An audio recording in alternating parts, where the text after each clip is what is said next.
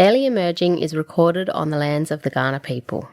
We at Haunted Cow Collective acknowledge the Kaurna people and all other Aboriginal and Torres Strait Islander peoples as the sovereign custodians of this country.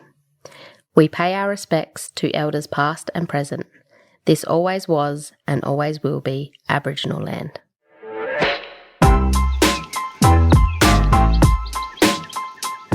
I used to do lighter fluid when I was young, handed him a paper bag and then left.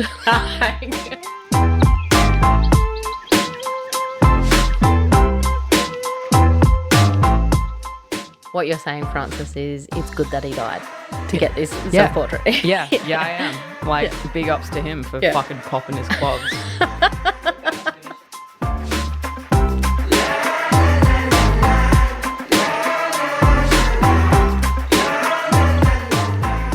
Hi guys, today we're going to be serving you up another plate of 2-minute Googles. We hope you're hungry because today we're going to be talking about art selfies. Indeed. We were going to call this episode Historical Selfies, but I went a little bit rogue and I did a contemporary selfie guy. Yeah, Sadell did not understand the assignment. I was like, let's look up selfies throughout history. And then Sadell was like, what about some guy who's working right now? Yeah. And I was like, okay, well, you're stretching the history of history. I mean, he did do it in the past. Anything prior to now is historical. Yeah, so exactly. I will concede. Even the one he did yesterday. Yeah, all right, semantic. Historical.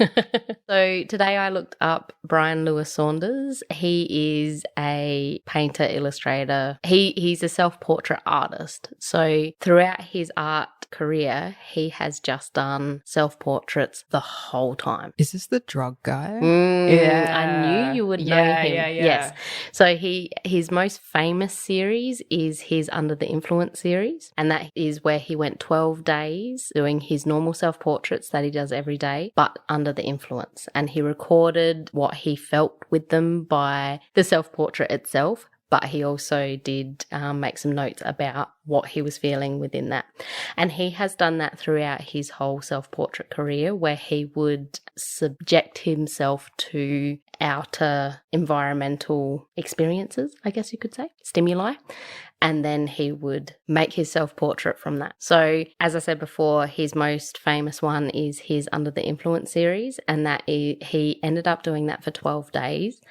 And he was really excited about it because he was making it in an old hotel that had been revamped for housing, for public housing. So he was living in there, and a lot of the residents in there, he had found out that a lot of them were, taking drugs or recluse and all that sort of stuff. So while he was doing this, he ended up getting a lot of the residents giving him things to use for his self-portraits because they were all very excited about it. So he went 12 days and he took 19 drugs within those 12 days. So he went on a bender. A bit of a bender. And because he was so excited about it, he sometimes did it 2 times a day.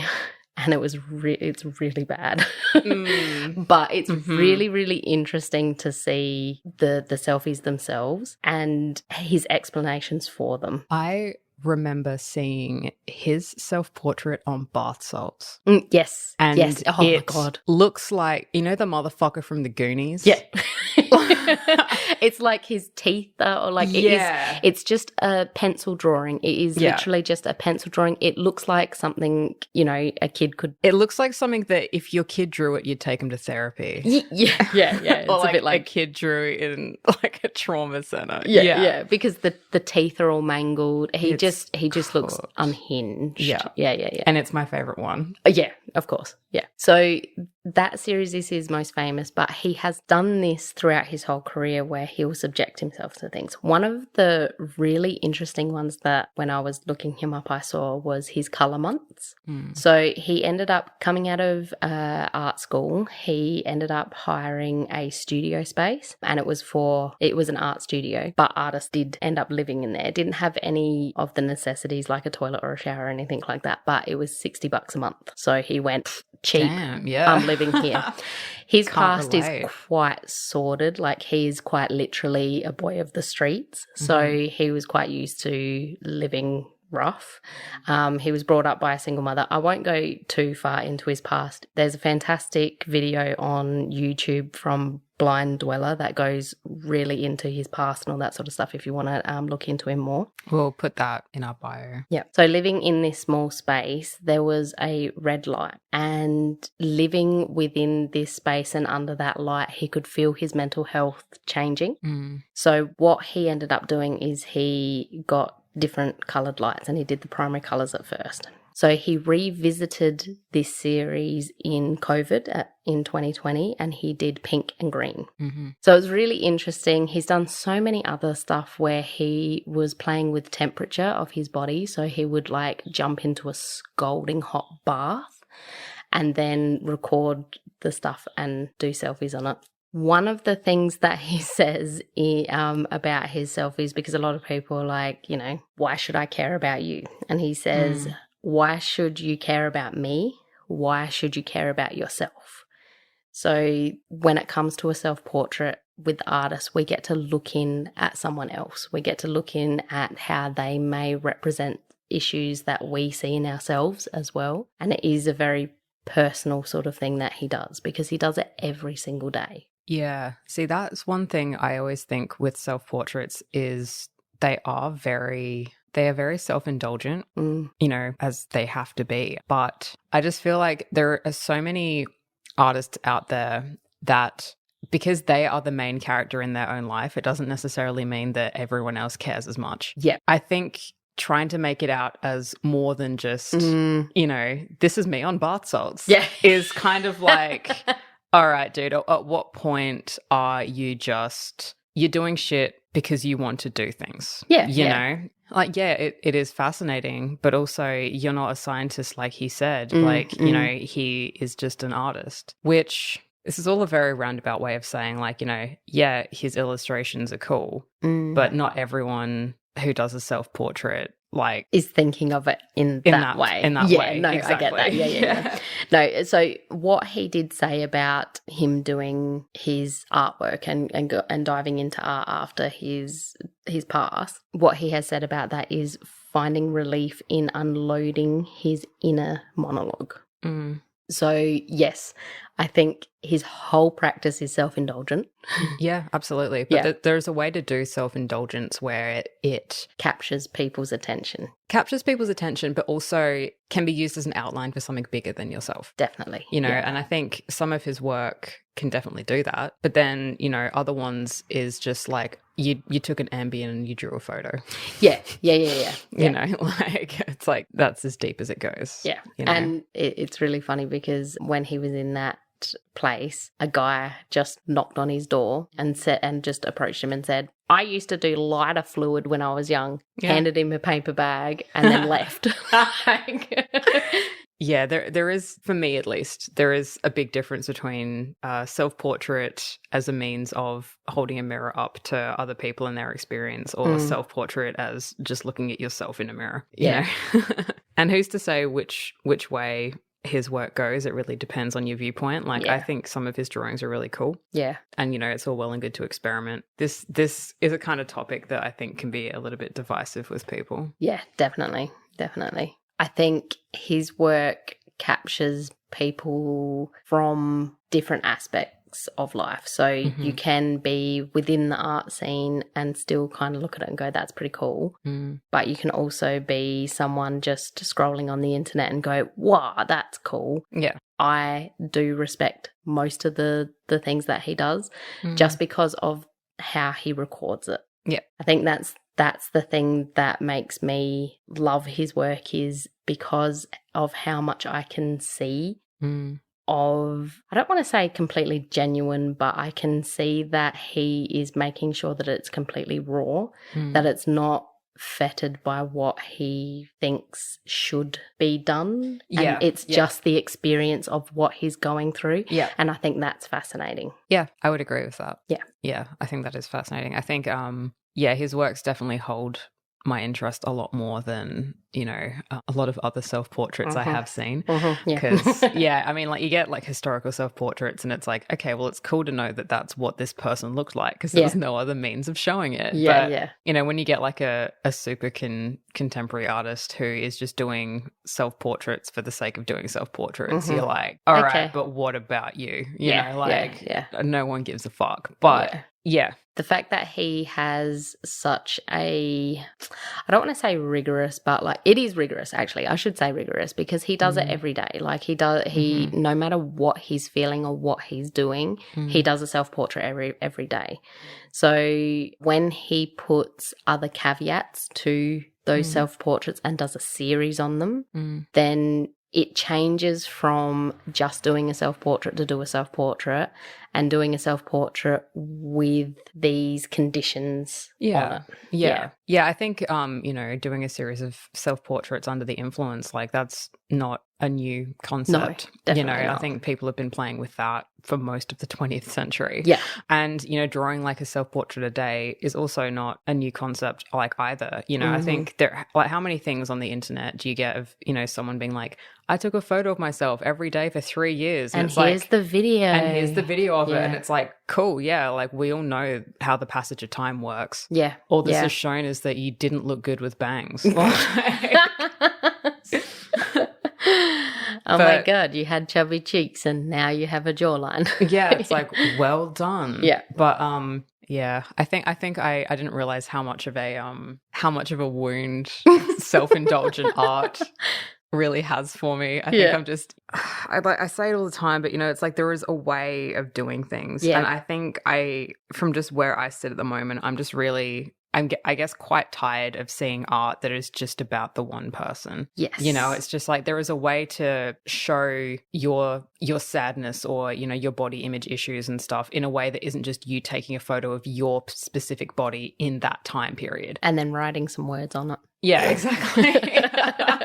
You know, or if he was just like self-portrait while feeling sad, it's like, cool. Yeah. You know? And that's where it differs, where he goes into complete, like, sometimes he does do that, I must say. Like, sometimes it is just like, because his whole art career is self-portraits, that's kind of what he's done. Yeah. Like, it's a little bit different from an artist just going, oh, I was sad today, so I draw a picture of myself. Yeah, I think that's what is so weird for me is that he's built an entire career practice around just drawing himself. Yeah. You know, it's like, you know, shout back to like Cindy Sherman. Like she's made a career out of taking pictures of herself, but she's altered herself. Yeah. You know? Whereas it's like just drawing yourself as you are day after day. It's like, you know, even what you said before about, you know, no matter what he's feeling, it's just like you can read it as that about, you know, if you do self-portraits that kind of track how you are feeling like day to day and in that moment, you can make it into like a bigger thing. And there's like a really great quote by a poet called like, I think it's Rilke, which is just like, you know, feel it all, beauty and terror, you know, no feeling is final. So, you know, it's just like if you are documenting yourself through real like ups and downs of your day-to-day life, there is a way to kind of make that bigger and draw people in. Yes. But if it's just like I put on a red light and it made me feel like an incubus, it's like, okay, well that's just lab rat shit. Yeah. You know? But it is like his stuff is lab rat shit, like, you know, and it's like, and that's the stuff like I can respect him for that. You know, it's just the drawing a portrait of himself every day and posting it to his Instagram and being like, hey guys, another self-portrait. It's like, yeah, all right, yeah, we fucking get it, dude. Yeah. Like you got glasses, we know, like sick. I don't even quite know how to segue into mine because it was historical selfies. You did a contemporary guy, and then My bad. gone back to doing a historical selfie. It's funny, I found the portrait that I'm going to talk about now like 5 years ago in just a random visit to the Art Gallery of South Australia. And it was the first time I'd brought my dad there. He was looking at a lot of the stuff in, you know, like the more like contemporary kind of wing. And he was just like, that'll look great when it's done. And that made me laugh real fucking hard because, like, fair. Mm-hmm. But the self-portrait that really arrested our attention was unfinished. So he was saying to these other works, that'll look great when it's done. But I would argue that this one was so intriguing because it wasn't. Yeah. And it is a self-portrait done by Colonel William Light. So for those of you who don't know, Colonel William Light was the surveyor of what is now known as Adelaide. Mm-hmm. He was tasked with, I guess, drafting the layout of the city. So a little bit of a polarizing figure, you could say. I mean, like, he's quite instrumental in, you know, Adelaide in quotations and its history, but he's also instrumental in Adelaide and its history. Yeah. So yeah, a little bit of a double-edged sword. But the self-portrait itself, he painted in 1839, and it was the same year that he passed away from tuberculosis. And the story goes that he had this on his easel when he died. He passed away at the age of only 53. So this self-portrait, I'll try and describe it as best I can for listeners. We'll also put it on our Instagram. But it is predominantly brown. In the very center of it, there is pretty much the only fully rendered part of it is just his face. So think of, you know, a 1800s white guy, you're looking at him. In the background, like flipped upside down, he has tried to paint over an earlier attempt at a self-portrait. So you get this focal image in the middle, and then upside down, you get this other one that he's tried to paint over with brown, but it's still very much shining through. And then where his like neck and shoulders should be, there is just this like expanse of just raw canvas. But the thing that gets me the most about it is that there are just like random smears and like fingerprints. Yeah. So it's the fingerprints of like this burnt sienna color, but they're indications of the maker. And I think that is a much more interesting self-portrait than if he'd actually finished this. Yep. Because if he'd just finished the painting, you'd be like, sick, portrait of an 1800s white dude. Yeah, cool. That's what he looked like. Exactly. Yeah. It's like, why should I give a fuck Yeah. what you look like? Yeah. But this is a much more intimate self-portrait in that, for me at least, it speaks to the frailty of life, particularly of life at the time. You know, it's like the portrait of this person that you're looking at, it doesn't look old. No. You know, like the hair is black, he doesn't have wrinkles. Like 53, the older I get, the more I realize it's not that old. No. You know? Mum, Dad, you're not that Yeah, old. I was like, I'm so sorry. Yeah. I apologize. But, you know, he started this self-portrait not knowing that he would never complete it. You know, and like all this like rough outlines and stuff that, you know, he didn't think were ever going to see the light of day. And we're looking at them again like 185 years later. Yeah. You know, so it's like, for me, that is a much more fascinating look into the life of someone of that time. You know, it's like you can see the materials that he was using. You can see like the pencils that he was using. If you remember that he was a surveyor of Adelaide, that kind of like draftsmanship, it's so much more about him and the time he was in than it would have been if it was just like a completed one. The thing that gets me too is the one that is upside down that he's like tried to paint over. It's like he was painting himself with like a red tunic on. Yeah. So the fact that he's tried to paint over it, it looks almost like a blood splatter next to his face. So he's unintentionally made a much doper self-portrait than he was going to. So, you know, what you're saying, Francis, is it's good that he died to get this self-portrait. yeah, I am. Like, big ups to him for fucking popping his clogs without finishing this thing. Popping his clocks. I'm sorry, that tickled me. It's just, you know, like when you think of art and especially historical art, it's like when you encounter them, there's this timelessness about them. You know, it's like you can see something that has been lovingly restored and has all of like the life supports of like the museum environment. Yeah. But then you look at the thing and you're like, oh, motherfucker, that was painted in like 1362. Yeah. And it's like, shit. There's not a 2 at the start of that. I know. It's like, whoa, that was like a good long time ago. Yeah. But it's like you're existing here now in this moment together. But when you see like a dead portrait, a portrait that like didn't have the chance to live as it was meant to, there's just something just so inherently jarring about that. And it's something that you can't fake as well. Like you can't go into a work kind of going, well, I'm going to leave this unfinished and it's going to be dope as fuck. You're going into it to finish it, whether you go for an unfinished look or not. Yeah. Yeah. And I think knowing the history behind this work is what really makes it, because it's like I've seen plenty of unfinished work in galleries where it was like it'll have draft in parentheses.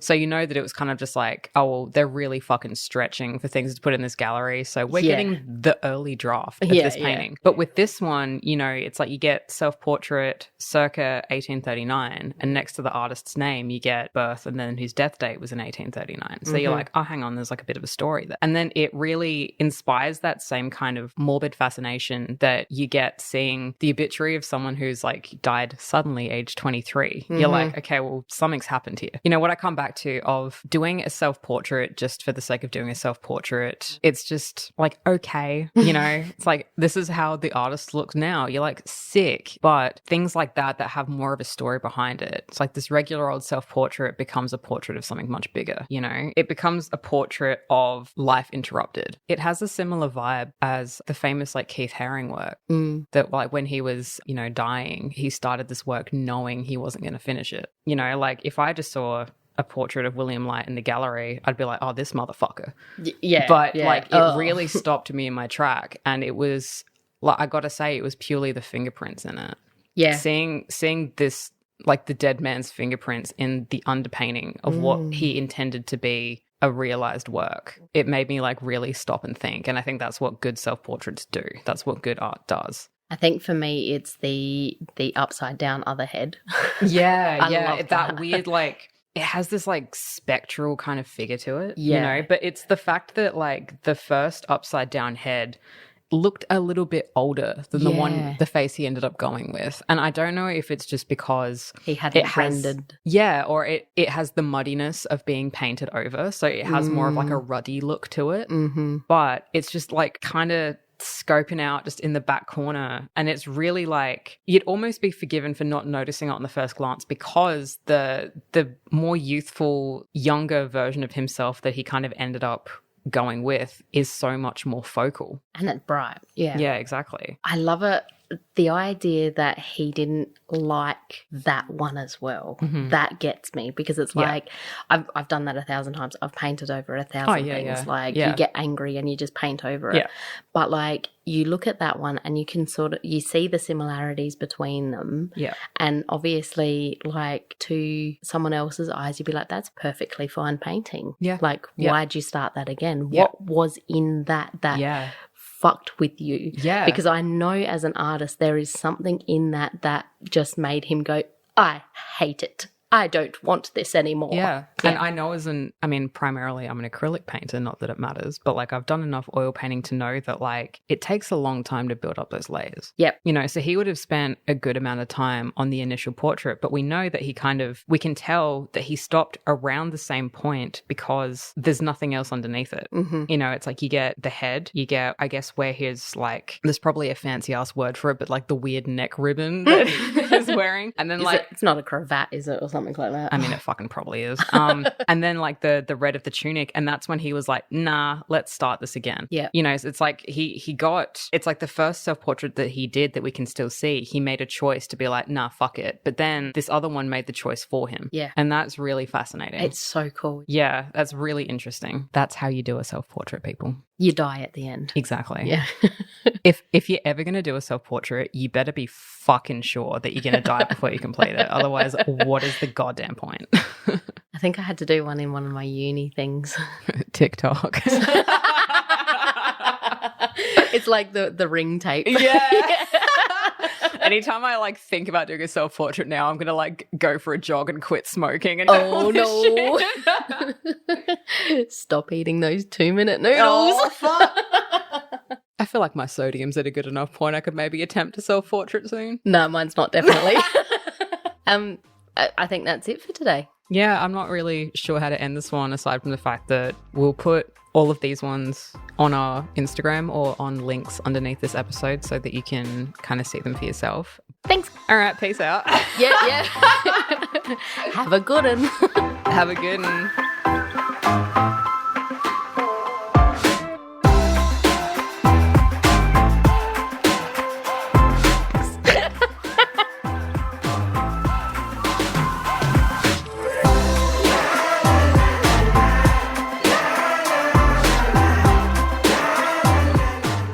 You have been listening to Barely Emerging, a podcast by Haunted Cow Collective. can find us on Instagram at Haunted Cow Collective, look for the spooky cow, or follow along at Barely Emerging for updates on new episodes and behind the scenes. You can also visit us at hauntedcow.com.au. This podcast is made by emerging artists for emerging artists, and together we are Barely Emerging.